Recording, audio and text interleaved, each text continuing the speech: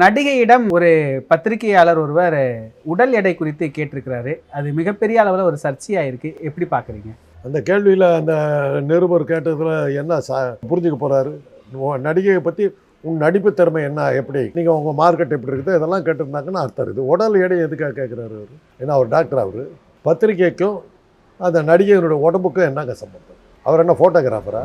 எடையை ஏன் கேட்குறாரு? அவங்கள பற்றி ஏன் கேட்குறாரு? கல்யாணம் ஆச்சான்னு கேட்கலாம், குழந்தை இருக்குதான்னு கேட்கலாம், அதெல்லாம் வேறு விஷயம், பொதுவான விஷயம். உடம்பு எடை என்ன, இடுப்பு சைஸ் என்ன, இதெல்லாம் என்ன கேள்வி? உங்கள் வீட்டில் உங்கள் தங்கச்சியோ உங்கள் அக்காவையோ இல்லை உங்கள் பொண்டாட்டியோ கேட்டால் சும்மா இருப்பீங்களா? எதுக்கும் ஒரு லிமிட் வேணுங்க. இதில் பத்திரிக்கையாளர் ஆதரிச்சவங்க நம்ம பேச முடியாது. வரம்பு மீறி இருக்கார், தன்னுடைய வக்கரத்தை காட்டியிருக்கார், அவ்வளோதான் இருக்கார். அந்த வக்கரத்துக்கு உங்கள் பத்திரிக்கையாளர் சங்கம் தான் பதில் சொல்லணும். ஆனால் நான் ஒரு 25 வருஷமாக இந்த துறையில் இருக்கிற சினிமா பத்திரிக்கையாளராக நான் வேலை செஞ்சுக்கிட்டு இருக்கிறேன். இந்த மாதிரி கேள்வி கேட்கறது எல்லாமே ஒரு நார்மலைஸ் தான்.